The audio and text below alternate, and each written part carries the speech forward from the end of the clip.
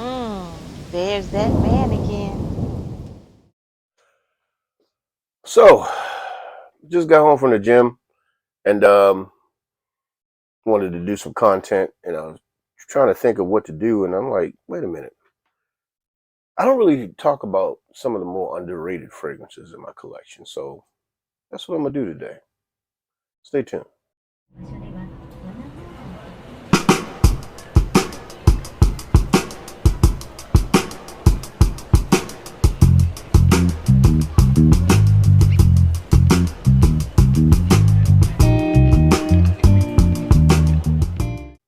What's going on, everybody, and welcome back to the Teddy Files. I'm your resident sommelier, Mr. Dearest Teddy, and today I'm talking about 5 underrated fragrances in my collection.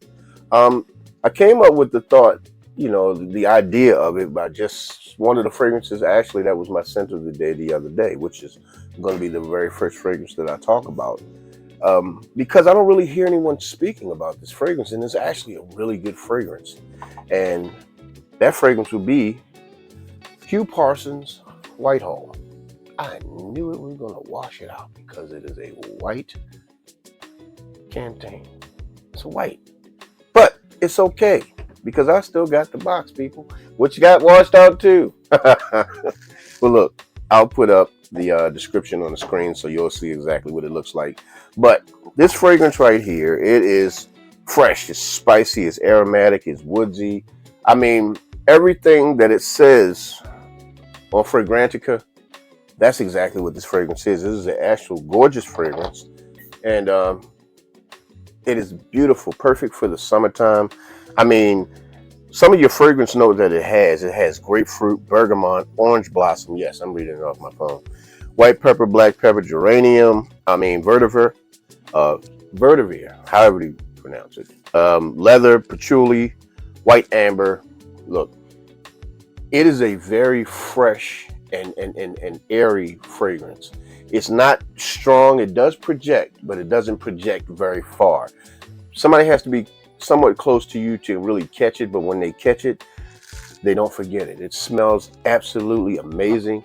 I love this stuff. I was sitting back thinking about a fragrance the other day to put on, and I sat there and said, wait a minute, why haven't I wore Whitehall? I had got it 2 summers ago, and I love it.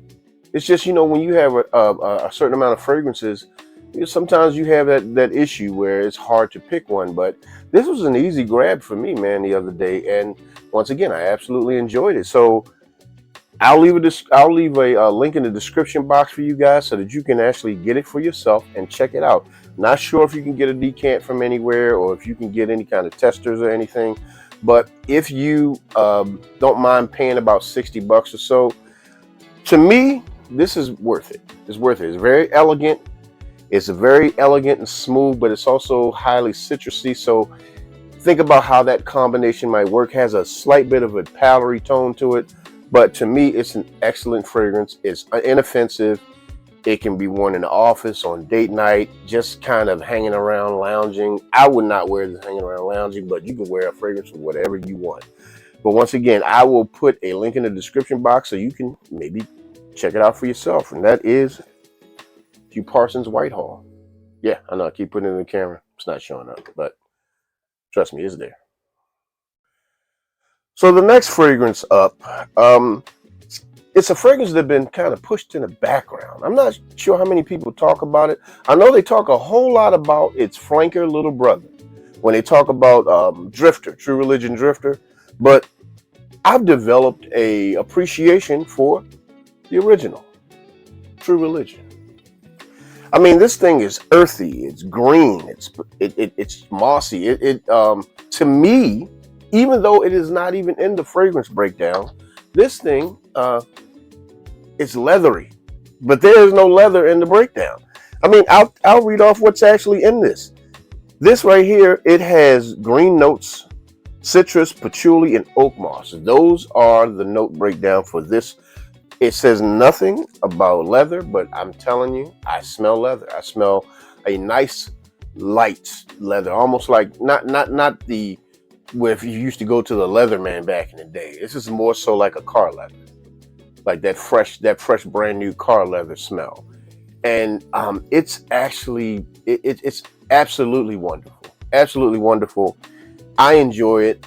I wore it one time, and I was thoroughly impressed, because we talk about the True Religion Drifter, which is a very good fragrance. I actually have that back here as well, but we don't talk enough about this one. This one actually deserves the mention because it's a really good fragrance. I got this one from, I believe, Ross. I believe that's where I got it from, but I can also once again, put a link in the description box so you can get your hands on it for yourself. It's a really good fragrance, man. I would say give it a try. I'm not going to say it's going to be on your skin for ever and ever. I got about maybe 4 or 5 hours out of it. But I mean, I think I paid maybe $26 for it. So it doesn't cost that much. And like I've always said, if you really like it that much, just reapply, man. So is it worth the purchase? It was worth it for me. Maybe not for you. I don't know. But in my opinion, I say go out and give it a shot. True Religion. So the next fragrance that I'm getting ready to talk about, I haven't seen it get a lot of love. I haven't really seen or heard anybody talk about it. Maybe I didn't look far enough on the internet or on YouTube, but I haven't seen anyone talk about it. So I'm going to talk about it today. And that would be S.T Dupont. S.T Dupont. So it's a warm and spicy ambery fragrance. I don't know why I was so interested in it. Now, maybe it was the bottle. I'm not sure. I thought the bottle looked pretty cool. And, don't let people, if you're not a collector, and I don't even recommend it for collectors, don't just buy bottles because they look cool. Because if it stinks, you're only left with the funky bottle. So, that being a public service announcement, this actually was pretty good. It was a blind buy for me. I bought it, I would say, about 2 winters ago. And I've worn it a few times since then. It is a sweet, beautiful scent. It has a little bit of iris in it, but you mostly pick up the spiciness, the amber. I mean, you have your fragrance notes in here. You got ginger, bergamot, grapefruit, iris, leather, tonka bean. This where you get a lot of the sweetness from.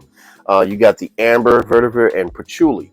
So patchouli gives it a bit more of an earthy feel to it once the dry down happens, but you get a lot of the sweetness at the top, and that comes mostly from the tonka bean as well.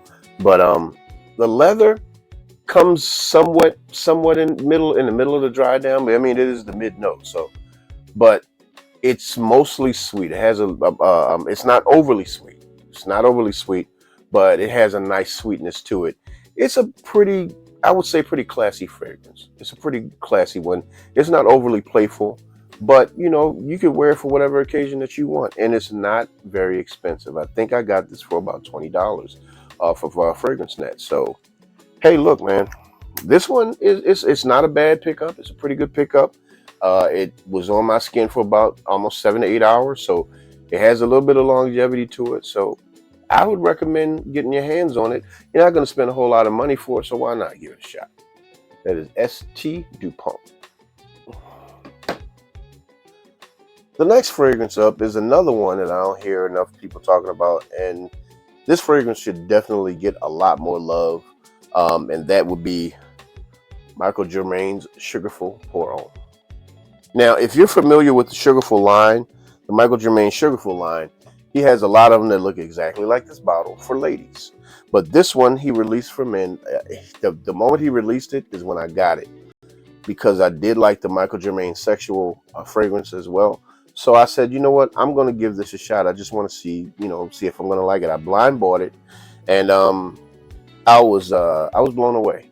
Now, it's not groundbreaking by any means, but it is a very, very, very good fragrance. And man, it's soft, it's spicy, it's sweet. You get a little bit of lavender in it, and some of the fragrance notes, like you got sage, grapefruit, you have licorice. And that's another note in there that kind of distinguishes it. I have another fragrance that'll be coming up that has a predominant note of licorice. We also have lavender, maple sap, and cashmere wood, and it gives it this elegant thickness. It has you got the grapefruit in it, but it's not very citrusy. It has a slight bright opening, but it's not very citrusy. It's mostly sweet. You're going to get mostly sweetness from it, but it's a doable sweetness. It's not an overly sweet. Now, if you don't like sweet fragrances, this might actually be passable for you because it's not cloyingly sweet. It's a pretty good fragrance, and me personally, I would say that it's actually worth the purchase. So if you want to get your hands on it, I will leave a link in the description box for you guys, and check it out for yourself, man. Michael Germain's Sugarfull Pour On. So the last fragrance that I have coming up is a fragrance that is extremely near and dear to my heart, and to me is one of the best fragrances that my little young heart smelled when I was a young guy, much younger than I am now, and that would be Lolita Limpica. So this right here is a fragrance that I got back in, I believe it was like the mid to late 90s, early 2000s or so, something like that. I absolutely adore this fragrance. And just so you know that how much I absolutely adore this fragrance, I got the original, man. I still got some juice in there too, as you can see. This isn't the original. We all know this is release number 2. This will be release number 3. So this is the Lolita Limpica Eau Masculine, and they re-released it with same scent profile. This one's a little bit stronger. It's an older bottle, so a lot of the fragrance is macerated in it. But this one here, it doesn't. Man, there's not really a fall off on this one. I mean, it is sweet, it's soft, it's spicy, it's woodsy. The dry down to me is second to none. I love this fragrance. I absolutely love it. I ran through a bottle of this when I first got it because it smelled like nothing that I had ever smelled before. I mean, just listen to the fragrance breakdown, man. You got anise, wormwood, ivy, licorice. This is the other fragrance that I was telling you about that has the note of licorice. And the note of licorice in this is very prominent in the opening. But it's not a sickening licorice smell. It's a very, very it has a thickness to it, but it's also pretty bright at the top, if that makes any sense. You got rum, almond, sugar. You got your woodsy notes, rose water, orange blossom, vanilla. You can pick up the sweetness of the vanilla, the musk, cedar, labdanum. All of that comes together to give you this rich, thick, masculine, just amazing fragrance. Like I said, I have had this fragrance for a long time. And when I saw this online, I thought it was going to be, you know what, it's a reformulation, but I'm going to give it a shot. It smells very, very, very close to this. So you can tell they did a little bit something different with it because it's not as thick and as rich as the original. But man, it's still damn good. And I'm going to, when the weather breaks, I'm going to enjoy the hell out of this. I'm going to wear this because I don't want, I don't want to give up my original shoes. I'm going to hold on to that just for a little while longer. But this one, I'm going to get a lot of wears out of this. So if you want to experience this for yourself, because it's definitely an experience, I absolutely love it. I swear by the fragrance. You want to try it out for yourself? I'll leave a link in the description box. So is it worth buying? I would absolutely say yes. Especially if you like sweet fragrances, hey man, get your hands on this one. Lolita Limpica Pour On. Well, once again, everybody, that's my time for today. Yeah, just coming home from the gym, so I just decided, look, I'm not even going to change my clothes because I was very excited about talking about these fragrances, getting this content out there to you. So, hey, if you like my content, make sure you like, share, and subscribe to the channel because it helps the channel grow. And once again, everybody, my name is Mr. Dierris Teddy. I am your resident sommelier. And remember, over here, we don't do stink. So please, don't be a stink ass. Have a good evening.